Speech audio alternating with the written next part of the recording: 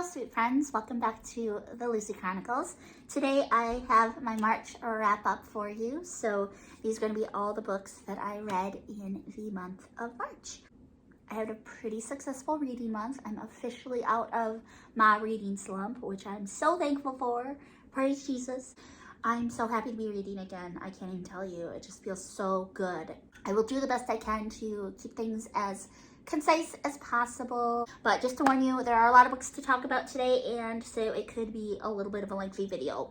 That being said, just want to lay a little bit of groundwork for my rating system. I use a letter grade system to guide how many stars I give. So a 1 star for me would be an F, 2 stars would be a D, 3 stars would be a C, 4 stars would be a B for me. 5 stars would be the equivalent of an A for me. I don't give 5 stars very often. It's flawless. Nothing wrong with it. No issues. Nothing. Just perfect. City of Bones by Cassandra Clare. This was a very hyped book for me. I went into this with such high expectations because so many people here on BookTube love it. And I want to love this so badly, you guys. I have not finished it yet. Just don't love it, you guys. I just do not love it. This is not a DNF for me. If you don't know what this book is about, we meet Clary, who is our female protagonist. She is 15. She's downtown in New York City with her best friend Simon, and she sees a young boy get murdered by these 3 teenagers, or at least that's what she thinks she's seeing. What she's actually seeing is a demon getting slain by 3 demon slayers, or shadow hunters as they're called in this world.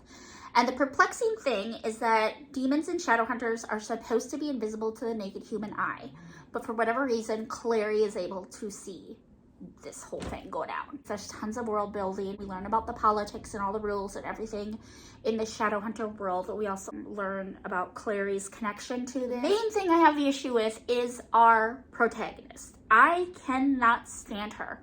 Really don't like Clary. She is annoying and whiny and selfish.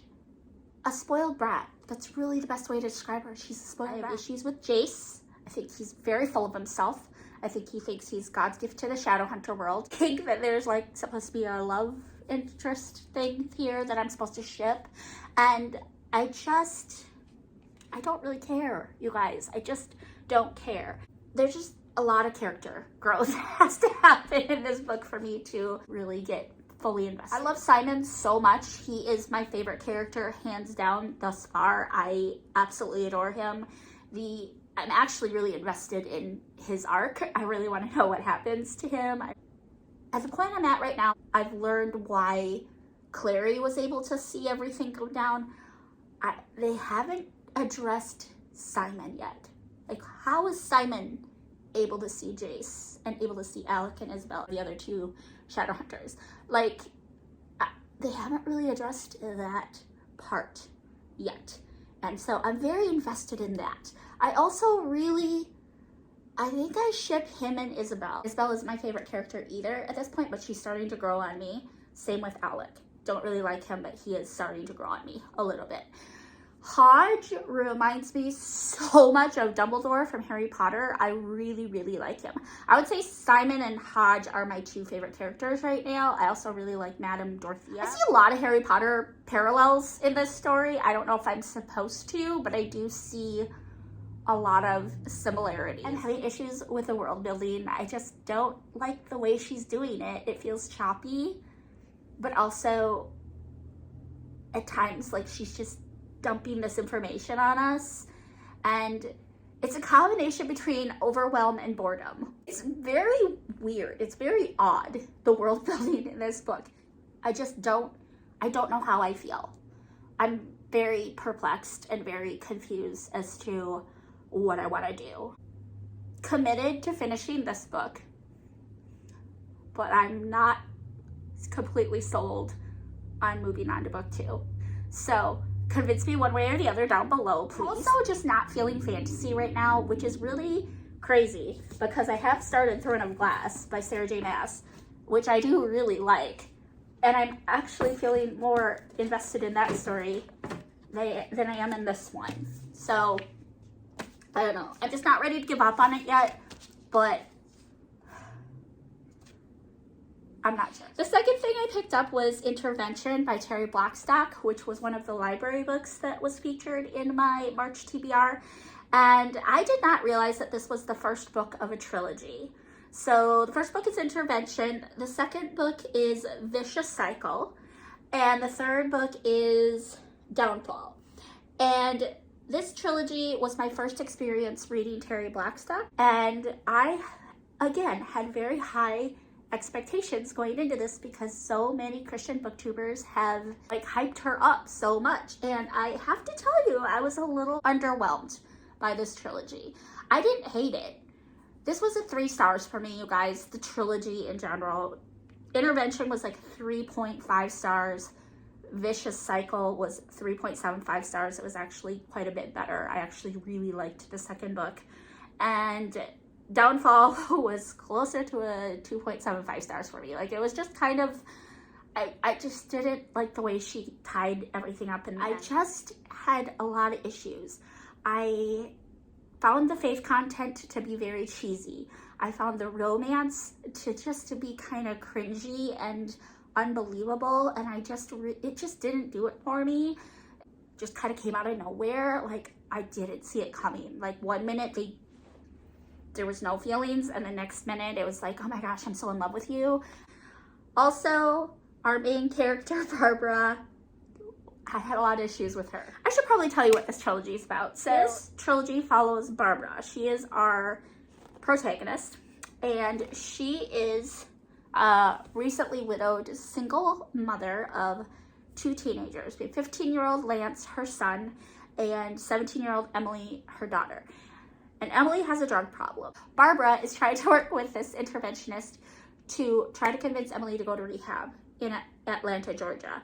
And begrudgingly and reluctantly, she does agree to go, but come to find the next day that Trisha, her interventionist, has been found murdered, and Emily has disappeared. And she is the last one to see Trisha, so she's the prime suspect. That is kind of what the first book is about. The second book is more focused on Lance. He somehow gets tied up in this child abduction case, and he gets arrested for kidnapping, and he gets put in jail.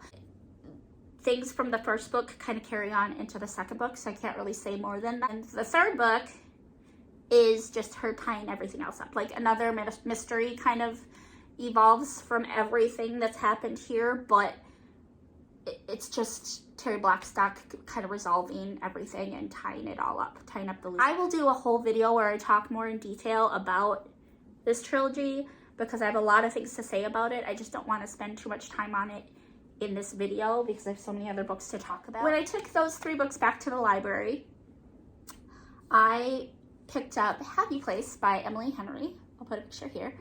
This book is so hyped on the internet, like, it is everywhere. I think it won an award for Goodreads in 2023.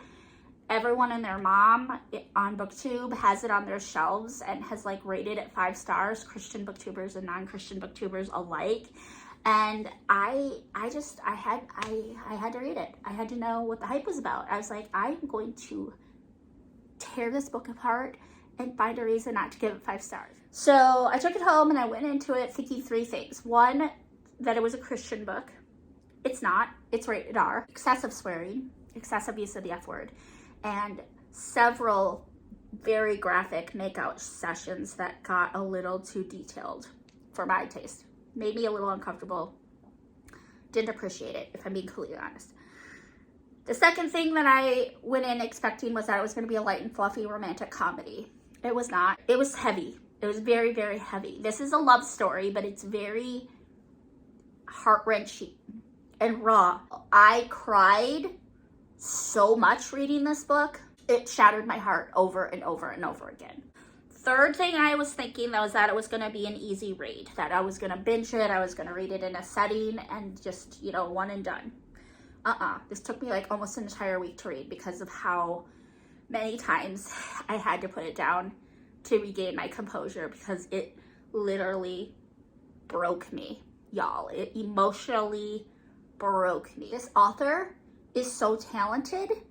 Her writing is so beautiful. It is very evident to me that she can write. The dialogue, especially you guys, the dialogue between our two main characters was so exquisite and just poignant. She's very, very talented. However, I only gave this book 3 stars, you guys. I could not get over some things.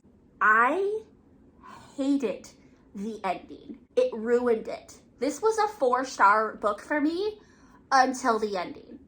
I was only going to take a star away because of the graphic content and the swearing, but then she barfed all over my feelings. I literally feel like I wasted an entire week of my life reading this stupid book. I would give it a 2 stars because that's how much I resent this author for making me care. It's so stupid. It's so stupid. And honestly, truthfully, looking back at it, these characters are so terrible. None of them have a moral compass. Like, there's so much immorality in this book. None of them are good people. I'm really bad at, telling you guys what these books are about before I start just like dumping my feelings on you. This story is about Harriet. She is a 30-something surgeon who every year her and her roommates from college get together at their happy place. It's like this little cottage that belongs to one of the roommates' fathers. And they just spend like a week at this cottage just kind of shooting the breeze and reconnecting. Because since graduating from college, they've all kind of gone to their separate parts of the country. And this is just their way to reconnect, to stay in touch, and to, take a break from their crazy lives. And one of Harriet's roommates becomes her boyfriend, and then he turns into her fiance, and then they break up. And they've been broken up. Like, the wedding's been off for quite a while, but they haven't told any of their friends this yet. And it comes time for their annual trip to this cottage, and they still have not told their friends yet. And they both show up, not knowing that the other one's going to be there. It's really awkward, and they have to make a really, really big decision. Are they going to tell their friends the truth, like that the wedding is off and that they aren't together anymore? Or are they going to fake it? Well, we learn that this is actually going to be their last year at this cottage because Sabrina's father has decided to sell it. So it's literally going to be their last hurrah. And so when Harriet's roommate turned boyfriend turned fiance, they decide to fake it. They decide to just take one for the team. They don't want to cause any upset. They want to just kind of let everyone enjoy their last week at this cottage. And then they decide that after the week, they will let everyone know that they've broken up, or they'll stage a fight or something. All this time, trying to convince each other that they aren't in love anymore, that they don't still care about each other. Then she just does something so stupid, and I just can't get over it, you guys. I'm sorry. I'm probably being petty. It's a very unpopular opinion. Like I said, so many people love this book and have given it 5 stars. I just, in good conscience, I can't. So 3 stars would be closer to 2 if it weren't for the fact that this woman had me in tears 20 pages in. Like, literally 20 pages into this book, I was sobbing. That was her saving grace. The fact that she can write beautiful. After I finished that, I just had such an emotional hangover. I needed something light and fluffy, you guys.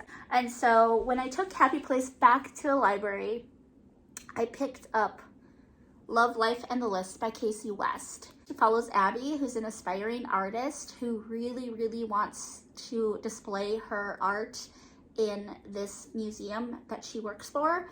But her boss has put an age restriction on it. Like, you have to be 18 and Abby's only 17. Plus, he's told her that her paintings lack emotion, maturity, and depth. And so Abby goes home and she makes this list of things that she wants to do to make her a better artist and make her a more mature, emotional, experienced person. She convinces her best friend to do this list with her. It is just so cute. I may or may not have already added this to cart on Amazon. I just love it so much. She just has a way of writing these wholesome little rom-coms. I can't explain it. It's just so cute. Very predictable, very cheesy, very tropey, but it's just absolutely darling, and it's exactly what I needed. So this was a 4.5 stars for me. It wasn't quite that 5-star mark, again, because of predictability factor. We know right from the beginning that how it's going to end, but it just does it for me. I'm just here for it. The Exception to the Rule by Christina Lauren. And this is a you've got mail trope. This guy accidentally emails this girl thinking that it's one of his teachers, and he's like reaching out about an assignment that he's just confused about. And it just so happens that he emails her on Valentine's Day, and she's like, oh, hey, just, I'm not your professor.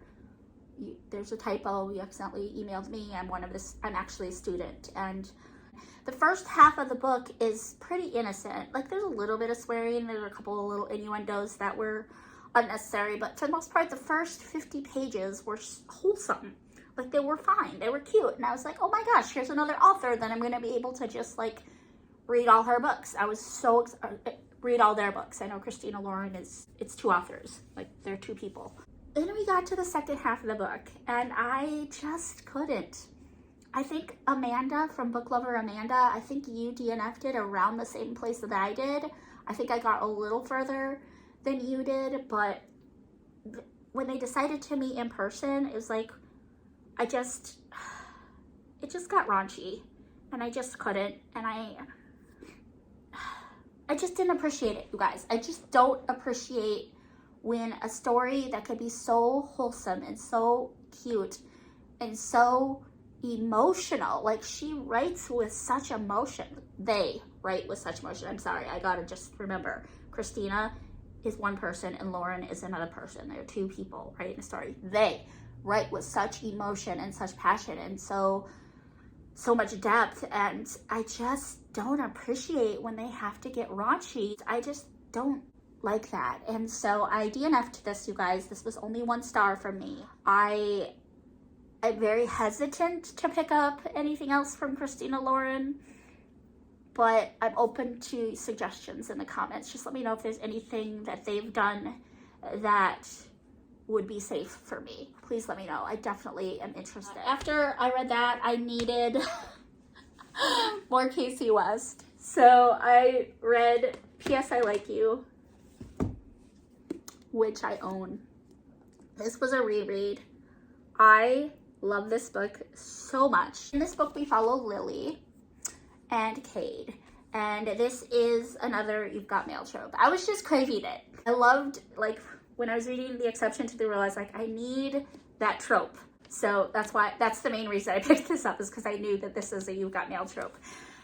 It's so cute. She kind of bugs me. I'm not gonna lie to you. Casey West has this way of writing characters who are kind of annoying, like female characters who are a little bit cringy, but it's so cute. It's so cute. So she's sitting in chemistry one day, and she's really bored because she hates chemistry. And she starts writing the lyrics to one of her favorite songs on the desk in pencil. And the next day she comes in and someone has finished the lyrics to this song. And it's not just like Don't Stop Believing by Journey. It's not a well-known song that everyone would know. This is a very obscure song that literally probably no one has heard of. And so she's like, oh my gosh, who is this that knows this song? And we could probably guess where it goes. And it's adorable.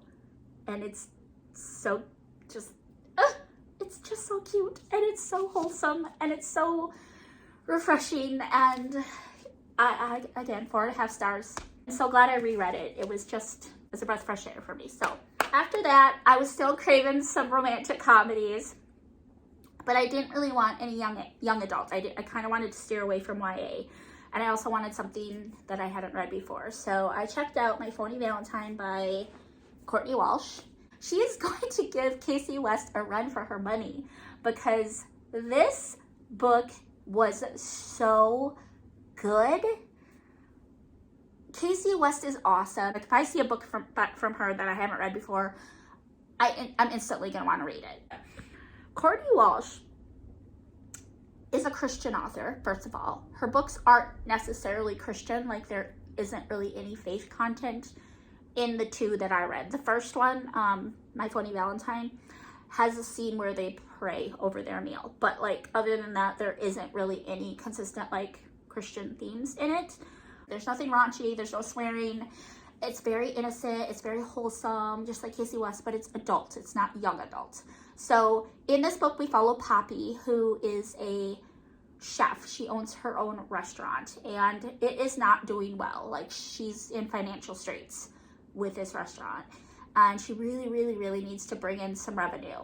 And she's standing in line one day at this coffee cart, and this not so nice friend behind her, she's not even a friend, but this girl behind her starts just bullying her and making her feel terrible because Poppy is a little bit on the heavier side. She's also single, recently like broke up with her long-term boyfriend, and this girl behind her just kind of starts, you know, bullying her, like saying, oh, I see you've done it again, you've gone and, you know, another one bites the dust, you're not with a guy, you're single again, well, you know, just kind of making these really not so nice comments. Well, there's this guy in front of Poppy, and so Poppy just kind of takes this opportunity to be like, oh, I do have a boyfriend, and she like grabs this guy's arm in front of her. She's like, this is my boyfriend. And this guy starts playing along with her, like, she's like, oh, hi baby, you know, like really plays along with her, and it's really cute. And it turns out that this guy that she grabs, he's like a very famous hockey player in the NHL. And the girl standing behind Poppy is like, you're dating Dallas? There's no way you're dating Dallas. And Dallas is like playing along with it, you know? They start fake dating because it turns out that Dallas is like in need of some good publicity because he has made some really not so good decisions. He's like gotten in fights, drinking, womanizing. His image is just really gone kind of down the drain. So they start fake dating to help his image, but also to help Poppy's store because she's dating a celebrity that's going to bring some business in, right? And it is just so cute. It's so cute. But it's also like emotional. Like there's some emotional content in this book, and it's really, she does just such a really good job. I cried a couple of times in this book too. This was a 4.75 stars. I'm feeling inclined to give it 5 stars just because of how much it impacted me emotionally. And I just really appreciate when an author is able to write such a solid story without swearing and without the raunchiness. So I'm feeling a little compelled. I'm not 100% sure yet. I will let you know, but it is 4.75 stars. It's very solid, and I may or may not have added this to cart as well on Amazon. So I'm gonna plead the fifth on that one. But after I read My Phony Valentine, I read My Lucky Charm, which is also by Courtney Walsh. This is actually a sequel to My Phony Valentine. So this one follows Eloise, who is Poppy's little sister. And this is a grumpy sunshine trope. In this one, Eloise is hired to be the assistant for Grayson, who is a NHL hockey player as well, that Dallas has recruited. Like they traded him from Philadelphia to, I'm just drawing a blank on what city they live in, what state they live in. Grayson gets traded to Dallas's team, and he is not happy about it. He is very angry. He's angry at the NHL. He's angry at life. He's angry at himself. He's a little angry at Dallas for like pushing the trade. He's angry at Eloise because he sees her as his babysitter, and just a very angry man. Eloise is the epitome of sunshine because she's just so bubbly and she just sees the good in everybody. She's so positive and chipper, and she's so adorable. Like, I love her character so much, and so it's just so cute. Again, Courtney Walsh just like writes with such depth and such emotion. I cried a couple times with this one too. There was a couple of things that really took me off guard, and so I really appreciated that. But this was also 4.75 stars. I may or may not have added this to cart as well. So she has not released or announced when she's going to be releasing the third book. Poppy and Eloise's older sister Rhea is going to have her own book as well, and I am so anticipating it. Like, I can't wait, you guys. I cannot wait, because I'm pretty sure that we've already met Rhea's love interest. I'm pretty sure it's Finn. It better be Finn, because I love Finn so much, and he is so good for her. He's so good for Rhea, and I can't wait. I'm so excited. I just can't wait. I really hope it's closer to the end of this year, but I have a feeling it's not going to be till 2025, and it makes me kind of sad. I love Courtney Walsh. I'm very excited. Yeah, these were my first 2 experiences reading her, and I'm just like ready to just like binge all of her books because she's so good. She's such a good writer. Anyway, just to kind of touch base on the other books that were part of my March TBR, 2x2 and I'll Give You the Sun. Those were 2 that were pulled from my prompt jar. 2x2 was for read a book that you predict giving 5 stars to, and I'll Give You the Sun was for the prompt to read a book that you bought exclusively for the cover. Like, I read, I think, a chapter of 2x2, and then I had to DNF it because I literally was already sobbing, and this was right after reading Happy Place, and I just knew that 2x2 was going to make me cry because it's a father-daughter story, and I just have, it's kind of a trigger for me because I lost my dad about 6 years ago to cancer, and so I'm still emotional about that, and I'm committed to reading it on Father's Day. That's kind of what I've told my husband. I'll Give You the Sun, very similar situation. I started reading it and I was like crying within 10 pages. This book just,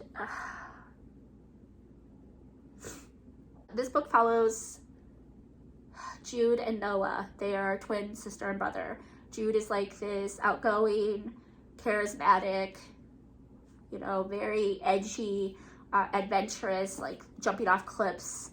She speaks for both of them, girl. And Noah is this sweet, beautiful, sensitive, shy, insecure artist who likes to draw, and he happens to be gay. And he has a sketchbook of things that he's drawn, and he's head over heels in love with the boy next door. And some of the things in the sketchbook are the boy next door, and the sketchbook ends up in the wrong hands, and the opening scene is of Noah getting the crap beat out of him for the sketchbook and for being gay. And it triggered me a lot, you guys. I have a history with sexual trauma as well, and so I want to read it so badly because I care so much about Noah, but like, I just don't know if I'm going to be able to, you guys. So, just care so much about him. Like, what a beautiful boy. And I just want reconciliation for him with Jude. And I want so many good things for him. And let me know. I would be curious to know if this is something that's going to be okay for me to read, or if you think I should just maybe read a spoiler review. Just let me know what you guys think if you've read it. Good Things and Betting on You are 2 library books that were also part of my March TBR. I ended up having to return both of them to the library. Good Things I actually DNF'd because I didn't have any interest. It's a Christian fiction. That's the one that followed the woman who was texting and driving and caused an accident that paralyzed this boy named John. Just felt a little choppy. I just couldn't really connect with the writing or with the characters. When it came time to return the book to the library, I just didn't feel a strong desire to renew it. And so I don't know that I'm going to be picking that one up again. It was a DNF for me. Betting on You by Lynn Painter was already on hold by someone else, so I couldn't renew it. Otherwise I would have, because her writing style is absolutely adorable. This book follow Charlie and Bailey, who meet at an airport. I think it's like an enemies to best friends to lovers type trope. I really liked the way that the book was set up. It was in first person, and also every other chapter was told from Bailey's perspective and Charlie's perspective. And I really, really liked the writing style. I really liked the way she wrote these characters, and I really like the banter, and I was really interested in reading the story. So I did put it on hold again, so I will be reading that. I will say there is quite a bit of swearing in it, so That is something to just be mindful of, but from what I've heard, it's clean. There isn't any raunchiness in it. So, but I will definitely update you on that when I do read it. I read 2 books for Middlegrade March. I read Wonder and I read Front Desk. Front Desk fulfilled the prompt to read a book about an immigration/refugee story, and this book was a very high 4 stars for me. It was like a 4.5, I believe.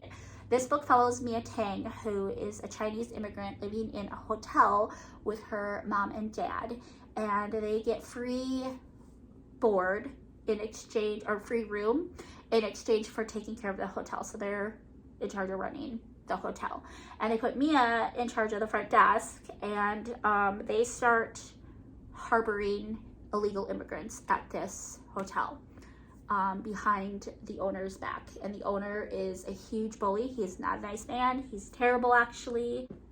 You know, based on the cover, you would think that this is a light and fluffy, you know, quick read. It's really misguiding, this cover is, because there are some pretty heavy topics in here, and I cried a little bit in this book too. It's a really good story. It's a very important story, I think, but I was very satisfied with the ending. I really like how she wrapped everything up in the end. Yeah, it's a good book. I would highly recommend it. I actually would beg you to read it if you can get to your library and check it out. Wonder is the other book I read for Middlegrade March, and I used this book to fulfill the one-word prompt, or the one-word title prompt, the author's debut, because this was R.J. Palacio's first book, and also a book that you felt you missed out on. This book was 5 stars for me. This was my only 5-star read this month. I loved everything about this story. If I'm being super nitpicky, there is a part in here where 2 of the students are talking about reincarnation, and I didn't love that, but it didn't affect the story enough for me to let it affect the star rating. Everything else about this book was perfect. The writing style is exquisite. The characters are all beautiful. I cried so hard. I'm getting choked up just thinking about it. It is such an important story. It is so beautifully, it's a work of art. It's a work of art. That's really all I have to say about it. I love it so much. I'm feeling very compelled to go out and buy a nice copy for myself. Barnes & Noble actually has this beautiful illustrated edition that has Augie on the cover in his astronaut helmet, and I'm actually kind of coveting it. If you don't know what Wonder is about, in this story we follow August Pullman, who is a 5th grade little boy who was born with facial deformities that required him to have multiple surgeries. And because of said surgeries, he was homeschooled for grades kindergarten through 4th grade. And in 5th grade, everyone is kind of in agreement that he is ready to be placed in mainstream school. And this book is just about his first year as a 5th grader and all of the struggles that come with these facial deformities in public school. The thing I love the most about this book is how it's told from multiple perspectives, but it's all in first person. So like the first part of the book is told from August's perspective, and then the second part I think is from Olivia, his older sisters, and then we get a chunk of his classmates sharing their perspective of August, and then the last part we end again with August. And I love it so much. Please read it. I implore you to read it before you watch the movie, because it's beautiful. It's perfect. There's literally nothing wrong with it, and 5 stars. Easy 5 stars for me. Love it so much. I am going to go out on a limb and use this book for the 4th prompt as well, which is to read a book with an animal on the cover. There isn't an animal on the cover of this book, but August's dog, Daisy, plays such an integral role in this story. Oh my gosh.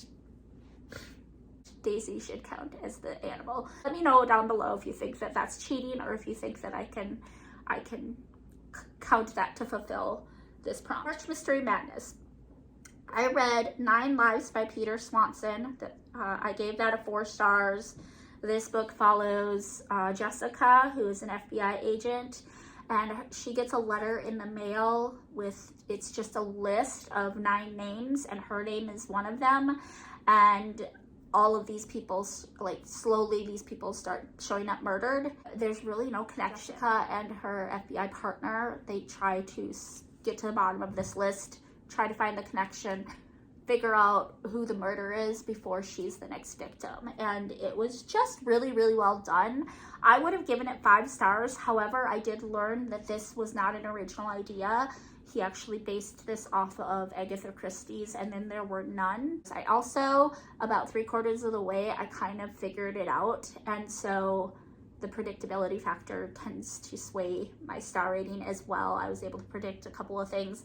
There was some swearing. It was pretty mild. It wasn't anything like Happy Place or Exception to the Rule, but it was there, so just be aware of that. And also some makeout scenes or bedroom scenes that I didn't appreciate, and I didn't think that they were necessary to drive the story. So those are the main reasons I didn't give it 5 stars. But it was a very good book, and I would read more from Peter Swanson. He's a very good, I love his writing style. Really, really did. I used that to fulfill the read a book that has 9 on the cover or in the title. That's the prompt I used that for. And then I also read The Tuesday Night Club by Agatha Christie. Tuesday Night Club is a collection of short stories about these mystery buffs who get together to solve murders every Tuesday night, like solve mysteries.